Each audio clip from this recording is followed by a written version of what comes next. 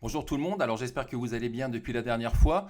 Alors c'est vrai, hein, ça fait déjà un mois que j'avais pas réalisé de vidéo, hein, ça passe vraiment très vite. Alors aujourd'hui, le but de cette vidéo sera de faire un point sur quelques titres que j'ai en portefeuille ou que je suis de près.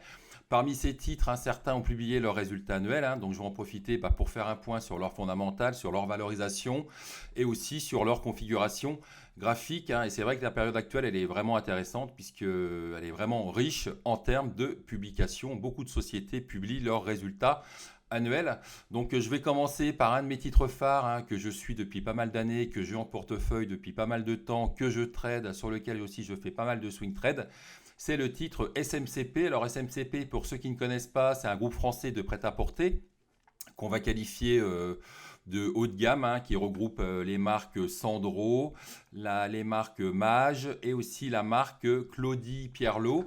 Alors voilà, c'est du haut de gamme, mais c'est pas du luxe.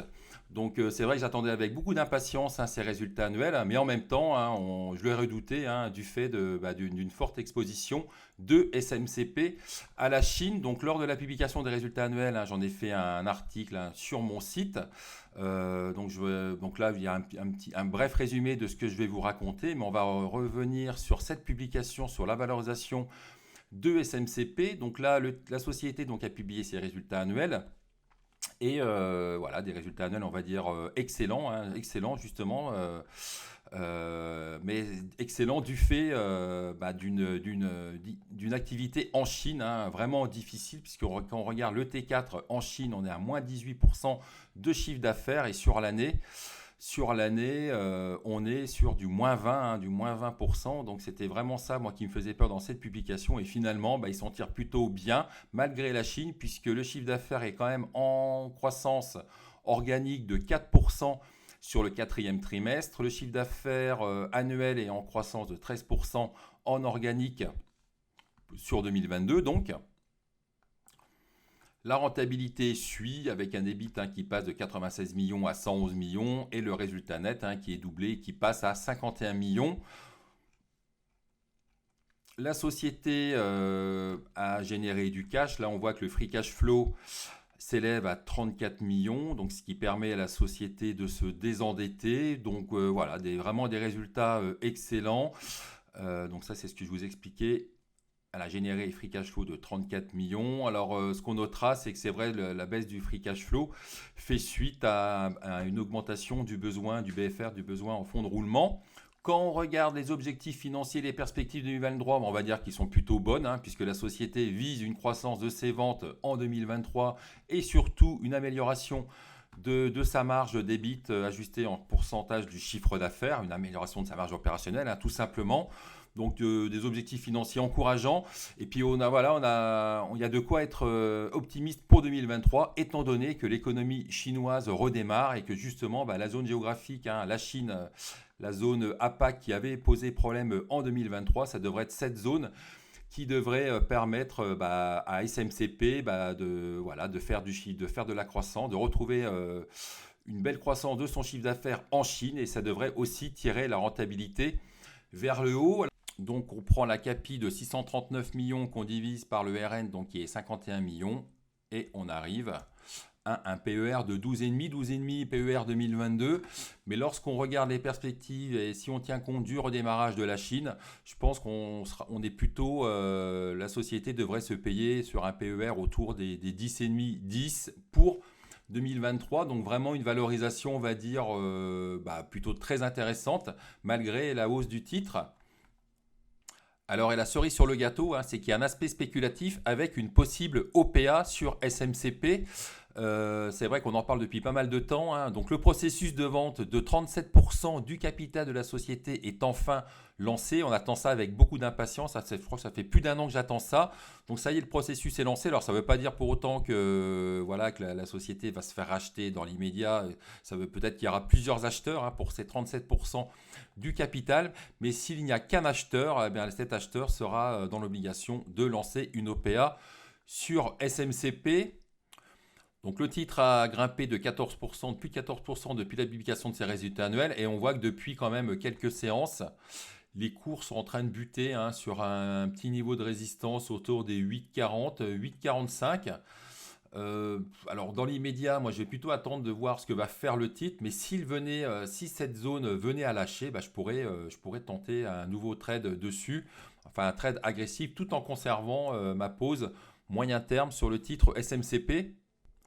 Bah, ce qui voudrait dire par exemple acheter hein, sur la cassure des 8,50 et après si ça casse les 8,50, bah, qu'est-ce que je viserai? Bah, je viserai les derniers plus hauts de l'année 2021 à 8,84. Puis après les 9 euros hein, qui était un ancien support. Et puis après les 9 euros, qu'est-ce qu'on aurait comme résistance, comme niveau intéressant? Bah, ça serait ce gap qui date de pas mal d'années, hein, un gap à combler 10,18, 10,66. Donc SMCP, hein, donc un titre vraiment à suivre de près. Alors il y avait un autre titre hein, que je suivais de près, hein, c'est le titre Air France. Alors pourtant c'est pas trop, à la base je vous dis c'est pas trop ma cam. Pourquoi je surveillais le titre Air France? Alors j'en avais parlé dans une ancienne vidéo, hein, une vidéo qui doit dater de un mois et demi. Bah, j'expliquais que le secteur aérien était bien orienté, que le prix des billets d'avion était en train d'exploser, que Air France était en train de se redresser. Et là, la société a publié ses résultats annuels. Hein, donc j'avais des titres, hein, j'avais joué la publication de ses résultats annuels.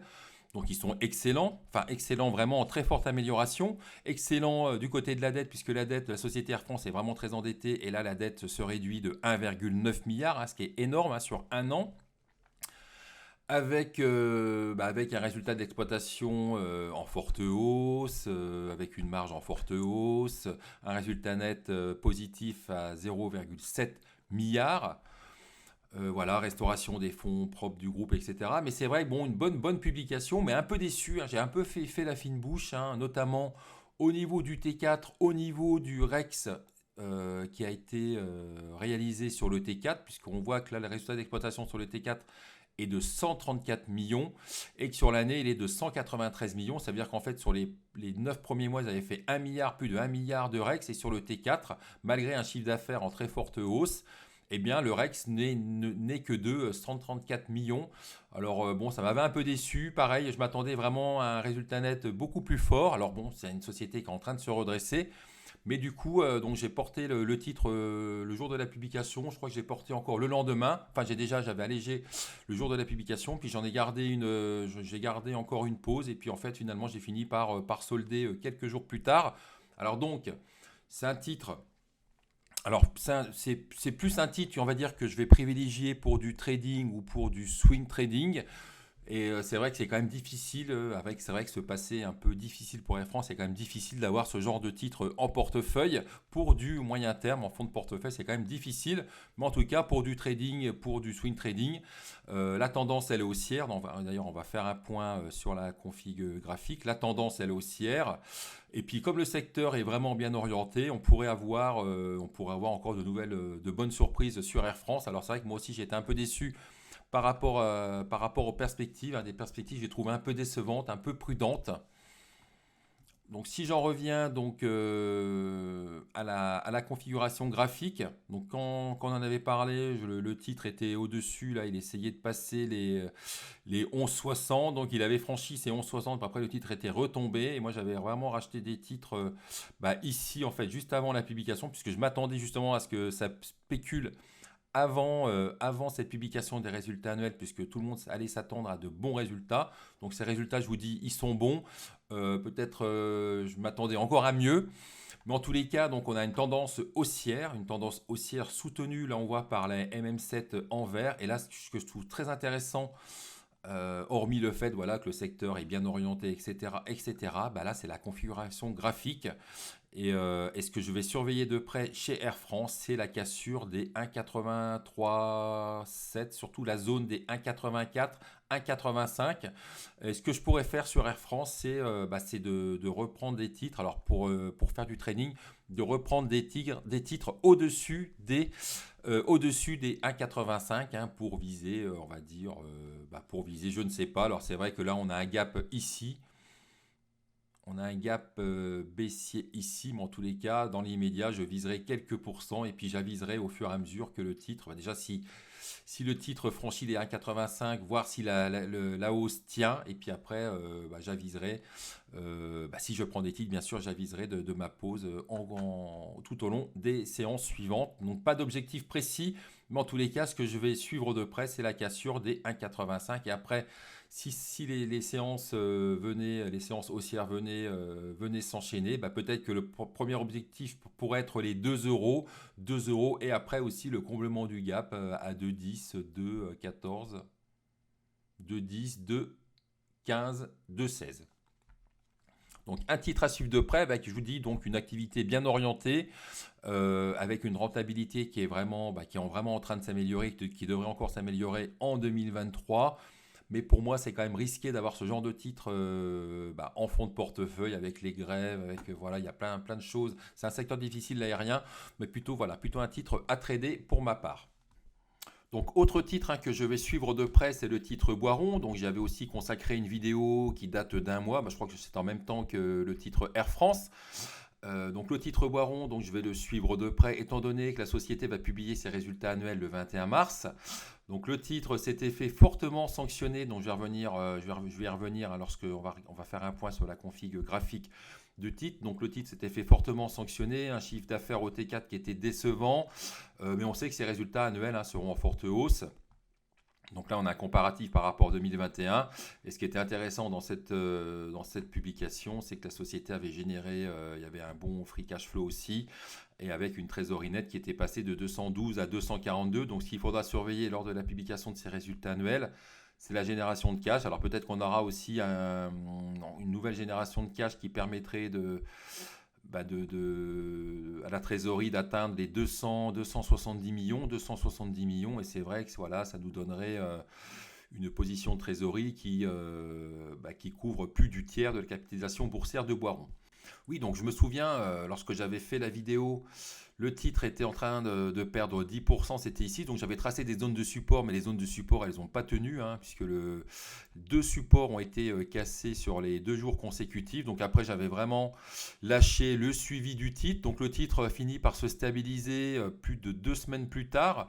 Maintenant, les cours évoluent dans un range, le range des 41, 43, 60, 44. Donc d'un point de vue technique, pour moi, il n'y a pas grand-chose à faire, si ce n'est peut-être attendre la sortie du range par le haut ou par le bas.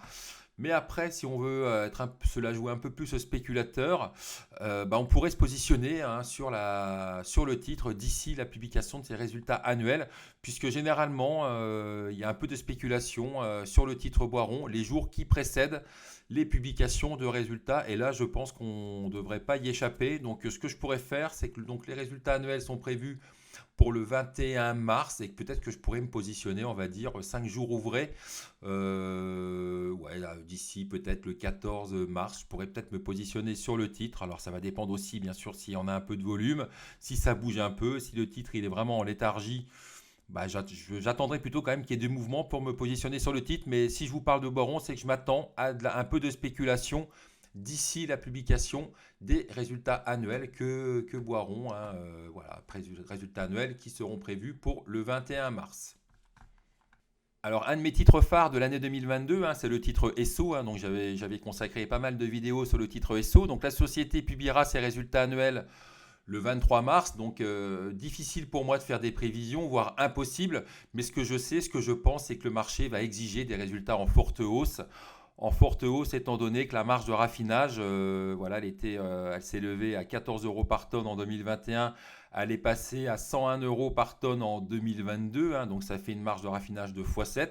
Donc, derrière, le marché va être très exigeant et il va s'attendre à des résultats annuels en très forte hausse. Alors, le titre avait été fortement sanctionné suite à la publication de ses résultats semestriels. Alors, je pense que ce qui avait déçu à ce moment-là, c'était la baisse de la trésorerie qui était passée de 383 millions à 66 millions. Donc, comme je vous le disais, difficile pour moi, voire impossible pour moi de faire des prévisions de résultats. Mais en tous les cas, ce que le marché va regarder, bien évidemment, va être très, très attentif par rapport aux résultats nets, par rapport aux résultats opérationnels, par rapport au niveau de trésorerie.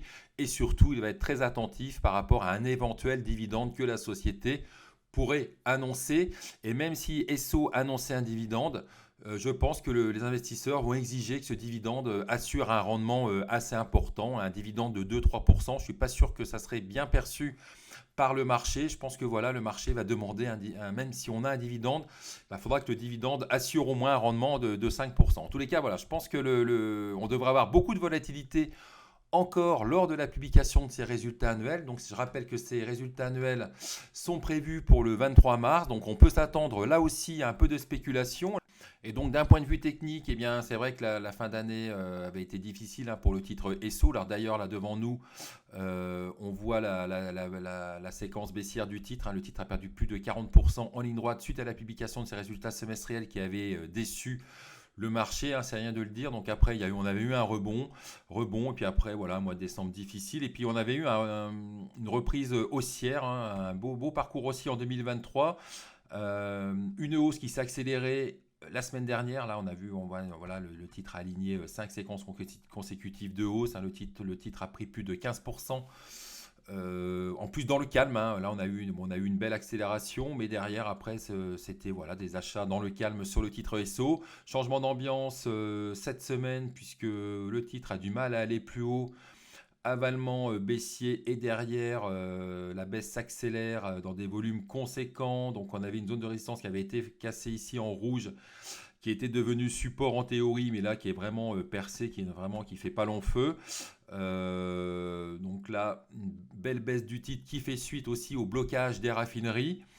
Alors on notera que les cours se sont arrêtés sur cette oblique haussière moyen terme. Donc voilà, les cours ont plutôt intérêt s'ils veulent rester haussiers, ils ont plutôt intérêt à rester au-dessus de cette oblique. Et ce qu'on peut penser, c'est que, voilà, que les cours reprennent appui sur cette oblique avant de repartir comme ça. Bon, on verra, c'est un scénario parmi tant d'autres. Et ce qu'on notera aussi, c'est l'entrée du titre ESSO dans un fonds value, un fonds value géré par Jean-François Delcaire, qui est plutôt excellent en plus, qui a rentré du ESSO, donc c'est plutôt encourageant. Donc voilà, un titre à suivre de près, ESSO, donc il publiera ses résultats annuels le 23 mars, donc impossible de faire des prévisions. Mais c'est un titre qui devrait faire l'actualité justement d'ici les 15 prochains jours.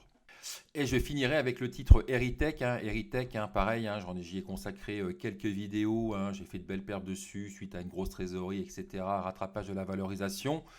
Donc la société était à la tête d'une grosse trésorerie. Donc il y avait plusieurs scénarios possibles. Et là, un des scénarios que j'avais évoqué, la fusion, va se réaliser. Alors là, une fusion avec une autre biotech dont je ne suis pas fan, qui s'appelle Fercid Pharma. Donc en plus, ils travaillent sur tout ce qui est bactéries, et c'est vrai qu'en bourse, les investisseurs n'aiment pas trop les biotech qui se focalisent sur les bactéries, sur les antibiotiques. En plus, Fercid, n'avait pas de partenariat, donc pour moi, voilà, c'est pas terrible comme société. Donc là, ils vont fusionner. Alors on va dire, c'est un peu une fusion de deux sociétés un peu loseuses. Donc pas très intéressant. Donc voilà, moi j'abandonne le suivi donc de Erytech. Alors bien sûr, j'abandonne le suivi, mais je pourrais quand même. J'abandonne le suivi fondamental, puisque là, franchement, il n'y a vraiment rien à attendre pour moi dans les prochains mois sur cette fusion. Après, d'un point de vue technique, lorsqu'on regarde le graphique, le titre avait bien flambé au-dessus des 1,30. Le cours avait été multiplié par 4 et maintenant voilà, la fièvre est retombée. Et là, je pense que suite à cette fusion, la fièvre devrait retomber durablement. En plus, là, le cours évolue dans un range. Donc là encore, quand on est dans un range comme ça, il n'y a pas grand-chose à en attendre à court terme, si ce n'est attendre une sortie par le haut. Mais là, on en est loin. Là, on voit que le titre a vraiment perdu tout son punch. Donc voilà, moi je laisse le suivi fondamental de cette biotech. Et après, voilà, d'un point de vue trading, il y aura peut-être quelque chose à faire, mais en tout cas, dans l'immédiat, ça me semble difficile. Et bien voilà, j'en ai fini avec ce point donc sur les titres SMCP, Air France, Boiron, Esso, Erytech. J'espère que ça vous aura intéressé. Donc voilà, on a eu des publications annuelles intéressantes. On a pas mal de publications annuelles à venir qui pourraient être intéressantes. J'espère que cette vidéo vous aura intéressé. Si c'est le cas, n'hésitez pas à la liker, à la partager et à vous abonner à la chaîne. Et je vous dis à bientôt.